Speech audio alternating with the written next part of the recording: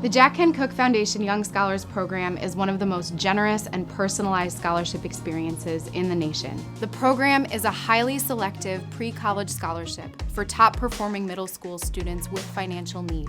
It includes individualized academic advising, financial support, and a pathway to the Foundation's $40,000 per year college scholarship. The Jack Kent Cooke program was literally like my key to the rest of the world. Yeah, it's just life-changing.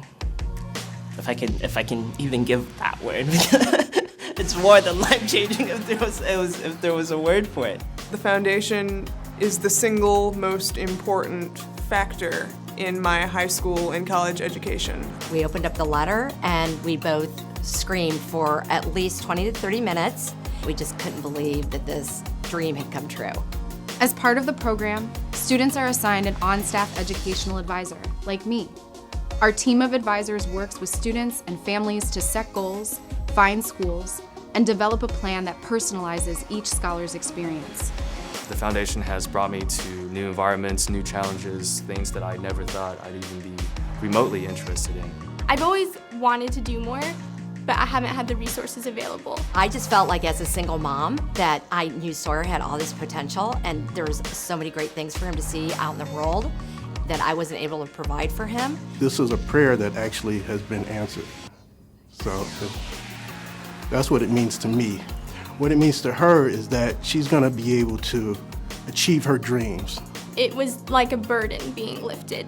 And suddenly I had this path before me that was actually possible where before the gate had been closed. Ultimately, even though the foundation can't obviously provide every aspect of change, but what they do is they provide the umbrella for it, and then you go and discover yourself.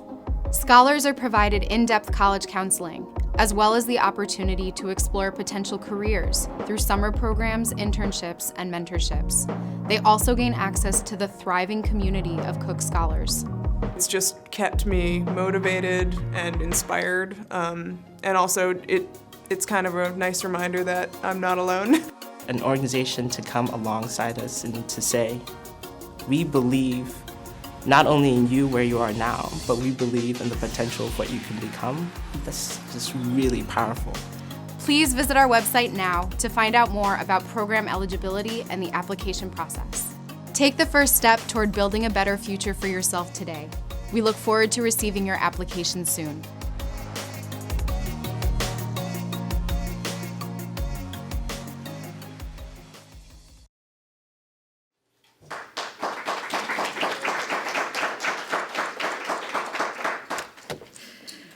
It is my honor to introduce today Harold Levy, who will be speaking with us. Trained as a lawyer, Harold has a long and distinguished career in business, finance, and education. I have known Harold for a long time, and I have always deeply admired him for his humility and his forthrightness. Without fail, you can always find him putting his sharp intelligence to work to uplift the people around him. His compassion is rooted in his thoughtfulness, his deep understanding of people, and his pure, strong sense of justice. We are so honored to have Harold here today. On behalf of PASSNYC, I'd like to thank you for your guidance and support to our young organization. Without further ado, Harold Levy.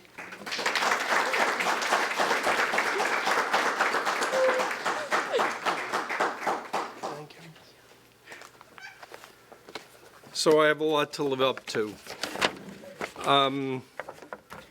First off, I can't resist saying Hazel Dukes said she was not a teacher.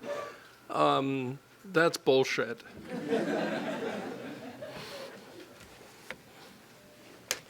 And let me also say thank you to Diana and Ryan, and I think we owe them applause.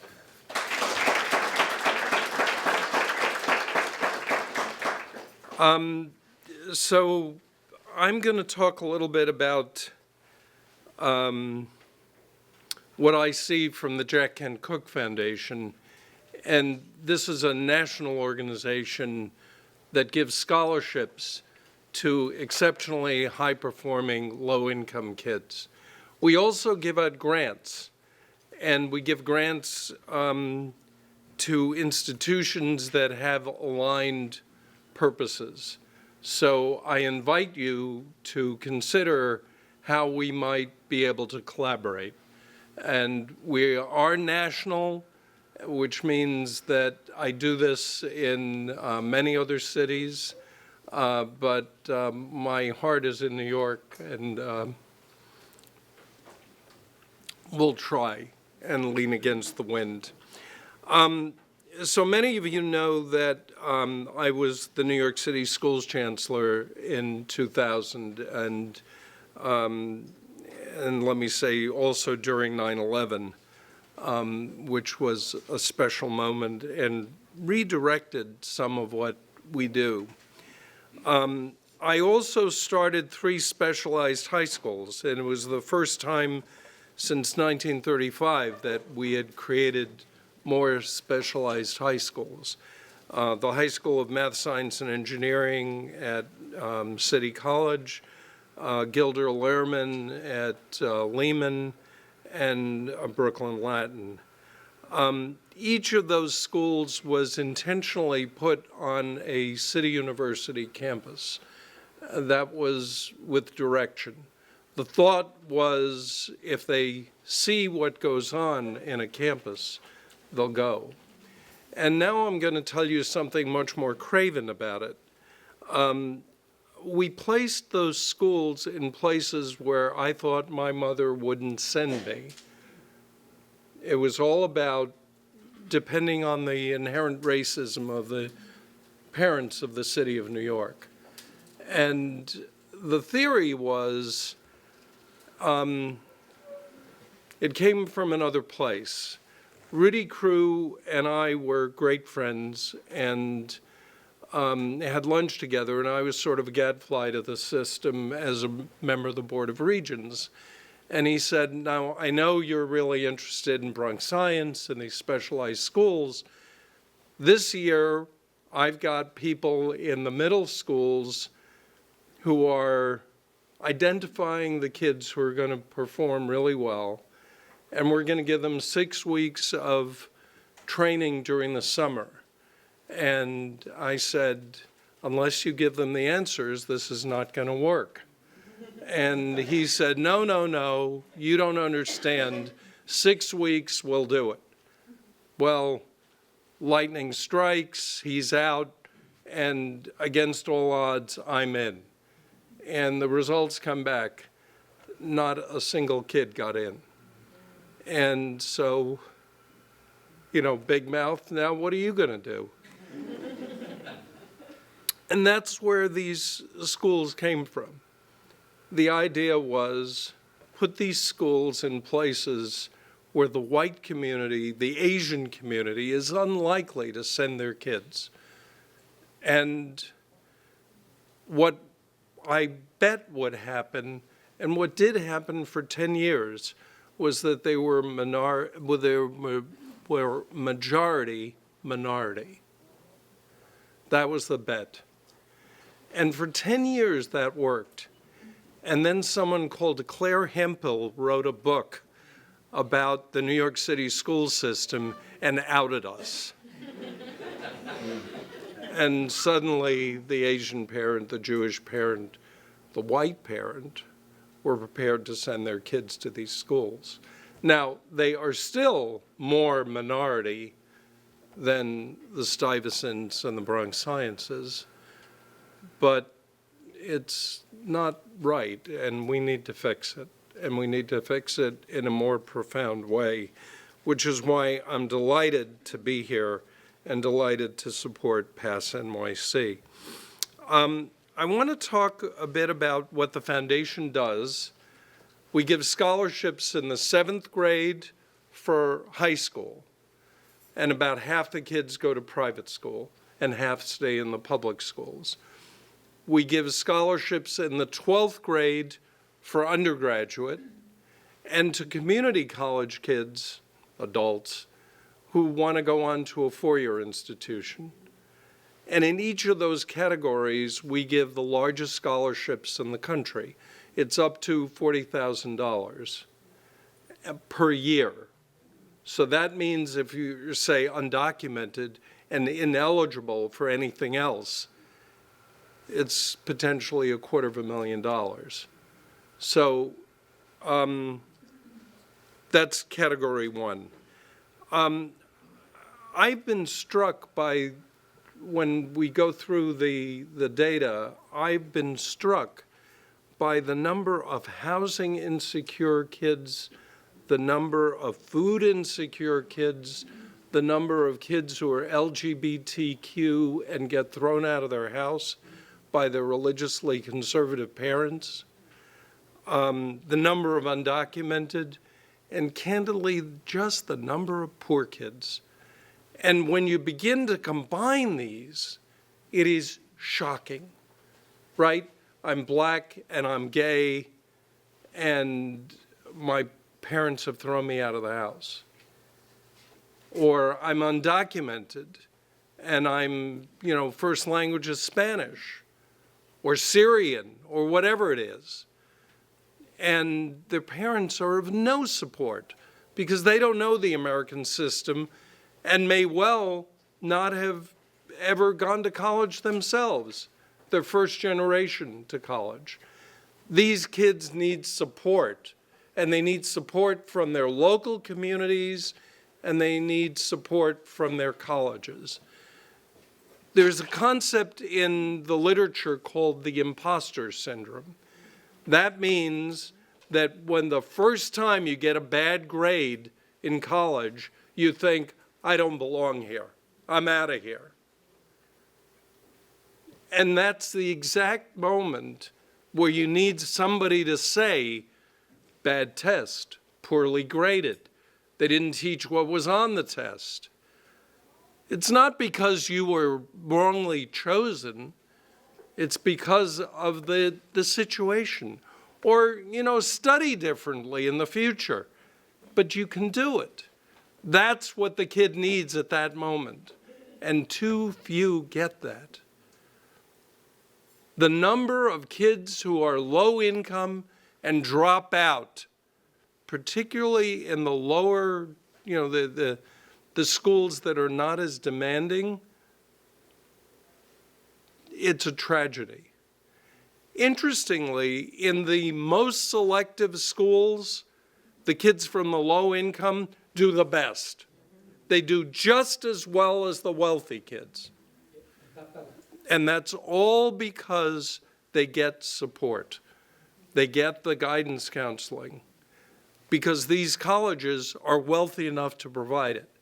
Now, we do all kinds of things to encourage this. We started giving out a prize to colleges that would support low-income kids. We started with Vassar. We gave them $1 million. And they instantly put it right to work for these kids. And then this year, we gave it to Amherst. Amherst has gone so far as to have a 365-day dorm because they know that kids have no place to go when they go home. And I mean, these colleges can do it, and the high schools can do it, but not without profoundly better counseling. Let me talk about undermatching and selective enrollment. Undermatching is the concept that kids aren't even applying. 23% of the low-income kids apply to the most selective schools. 48% of the high-income kids apply to the most selective schools. And that's with the equivalent grades, the same grades. What is that about? Similarly, if you look at the enrollment of the 91 colleges that are the most competitive, that is the elite colleges, the Ivies, the Reeds, the Pomonas, the Williams colleges. If you look at that 91 category that Barron's identifies, the most selective colleges, 3% come from the bottom income quartile. and 72% come from the top income quartile. Okay, that tells me the working class is history in these schools, and the middle class is on the way out. Okay, we need to fix this. And, you know, our grant of, our prize of $1 million is to encourage the trustees to say, what the hell is going on here? I thought these institutions were institutions of social mobility, not stratification. I see it in even the Cooke scholars, some of whom feel they don't belong. 38% of our Cooke scholars do not list a most or a highly competitive institution among their top 3 colleges. That blew me away. These are kids, each one of them could get into an Ivy. And yet, 38% don't even apply. It's stunning. So what are we doing to move the needle nationally? First, I have the theory that high school college counseling in this country is profoundly broken. And I speak as somebody who ran the New York City schools. I know of what I speak. For one thing, the caseloads are horrific. They have 500 is the caseload in New York City, much less in the rest of the country. In California, it's close to 1,000. If you're at the south end of 500, you might get 3 minutes for a life-changing conversation. If you're lucky, more likely you get no guidance at all. Second, the counselors themselves get no training. Even in New York State, where the requirement is that you have to have a master's degree to be a guidance counselor, they're not told about Big Future or College Greenlight or Parchment or any of the other 14 databases. They're told nothing. Many of them don't even know how to fill out a FAFSA. That's crazy. And on top of that, in the few places where they're evaluated simply on getting kids into college. Not the best college, not the most prestigious college, not the best fit college. Just get them in anywhere. And the consequence of that is, if you're a poor kid and you walk into a counselor and they say to you, you know, where would you like to go? And you say, Cornell. They talk you down. They say, what about SUNY Oneonta?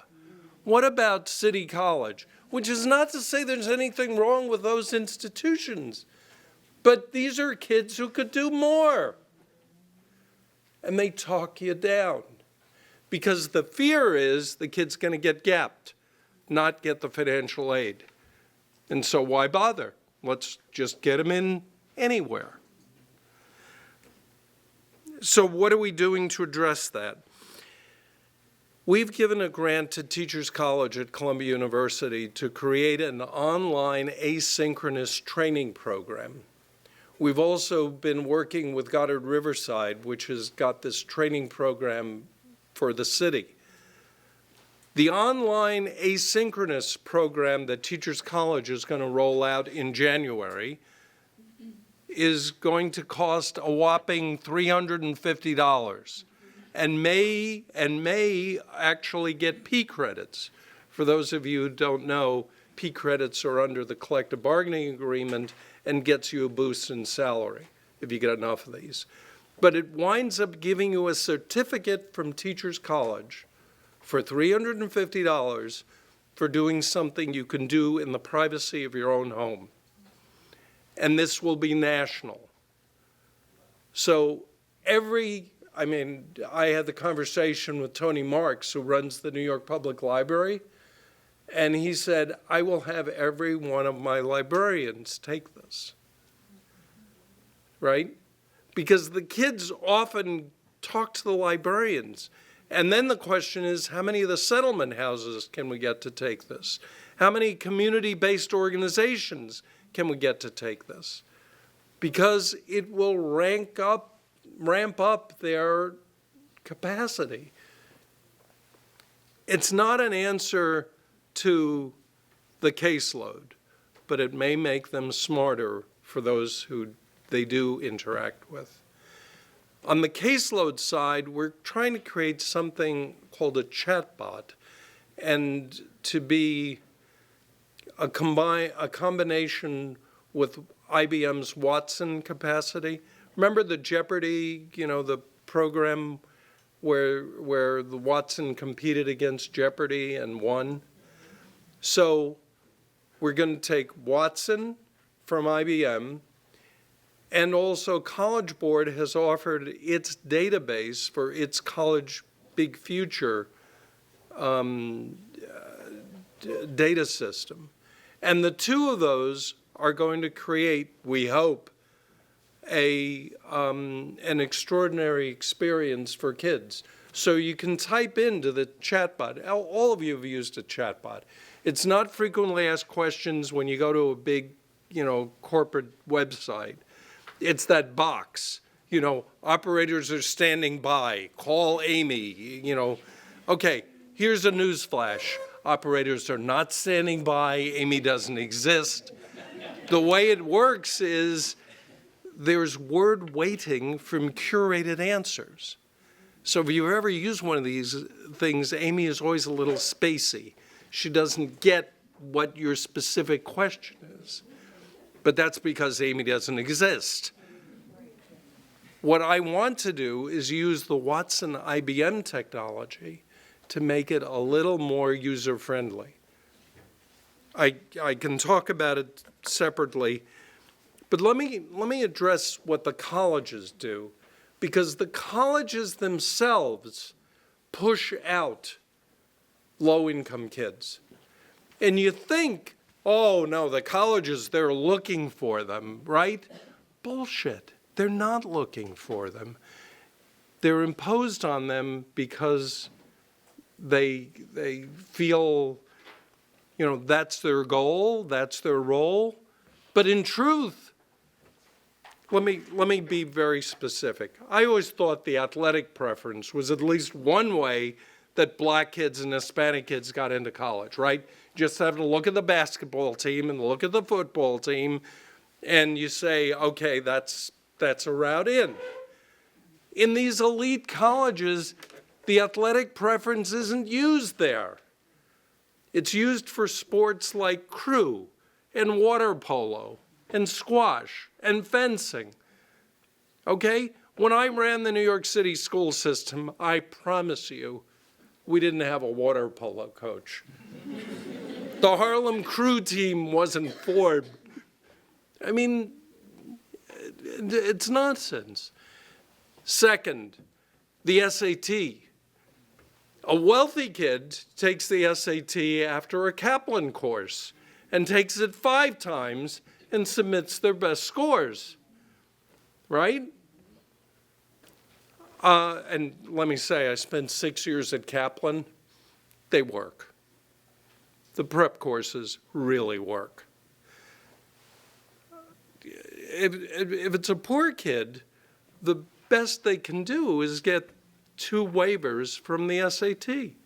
So you take it like a reading test. Now, the SAT, under David Coleman's direction, has created the Khan Academy test prep device. That test prep is great, but it's not the equivalent of a one-on-one for 3 months. But it is something, and I encourage all of you to make sure your kids take that Khan Academy program. Legacy preference, my favorite. My father was smart and went to Harvard, and so I'm smart? Well, it doesn't work that way. Yeah, P.S. Donald Trump. If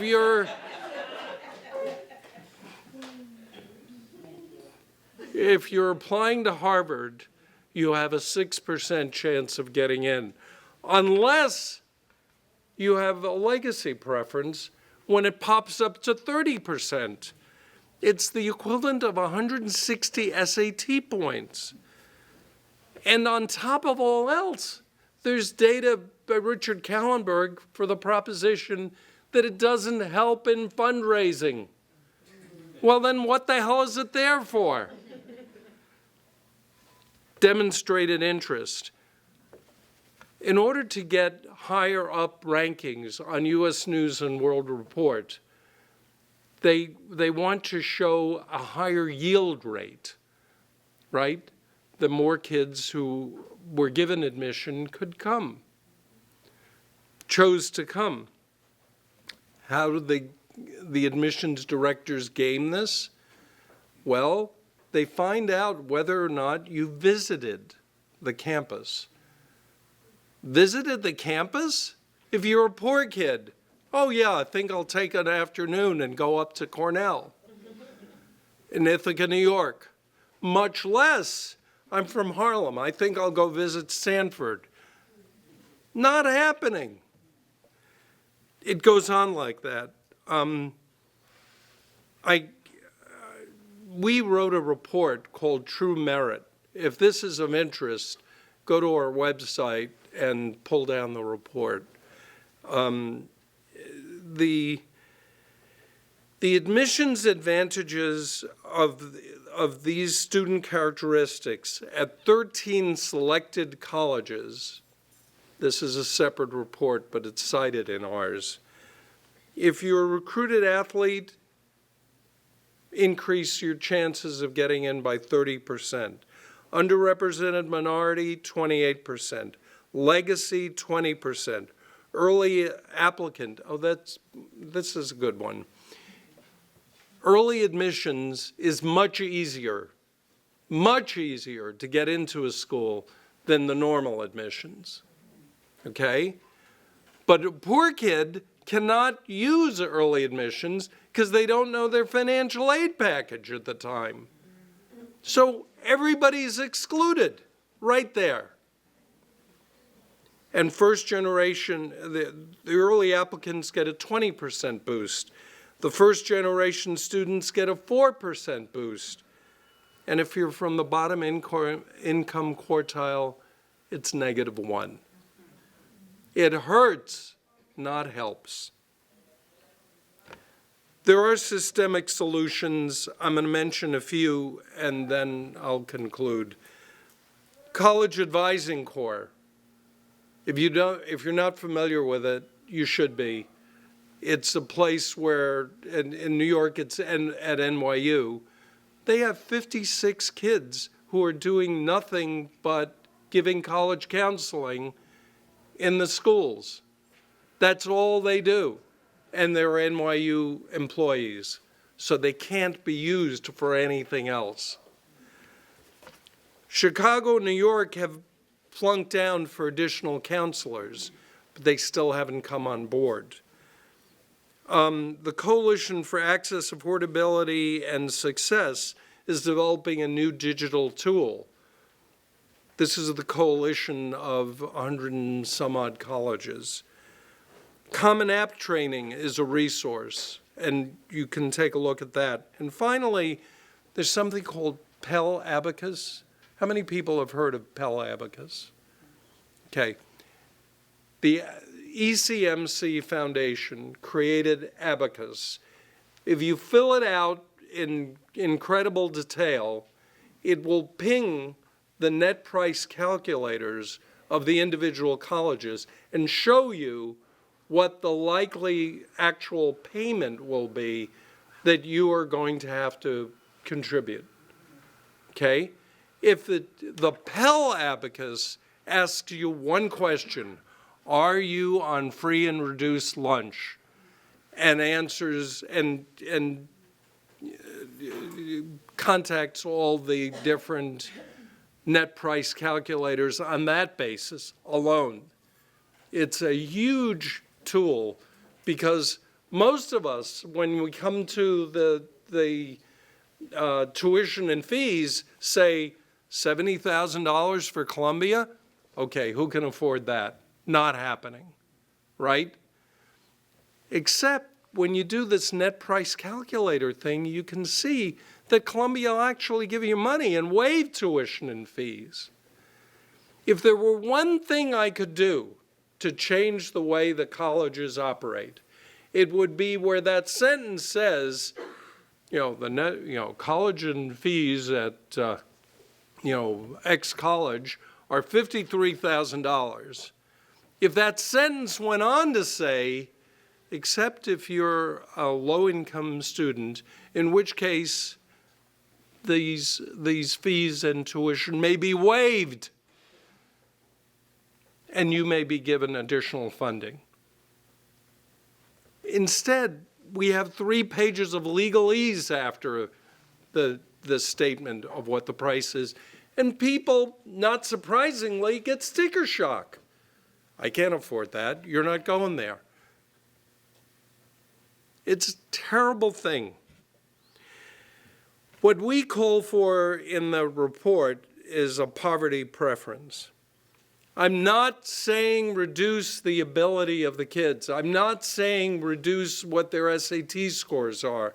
I'm not saying reduce their GPA. I'm saying recognize that if they have attained this level, notwithstanding coming from low-income families, coming from families where they have no one who can help them, no cousin who went to that school, that is exceptional, and that deserves recognition. So our scholarship, we give these scholarships regardless of, ethnicity, citizenship status. We try and find the kids who are eligible. And this last year, we cut a deal with College Board, and we're actually given 44,000 names. So the kids are out there.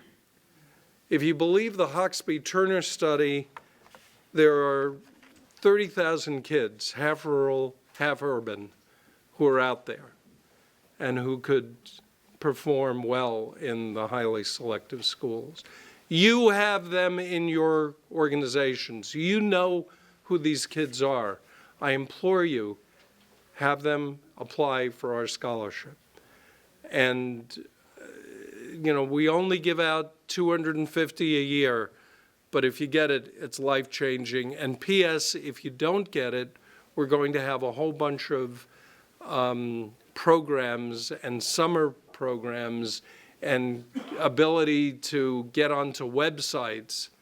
If you qualify, we're going to have a whole bunch of other stuff that will be available. What you're doing is wonderful, and the fact that you're coming together is fabulous. You'll see we've got a whole bunch of swag for you to take home, but I can't be praising enough of the good work that these two have done. So thank you.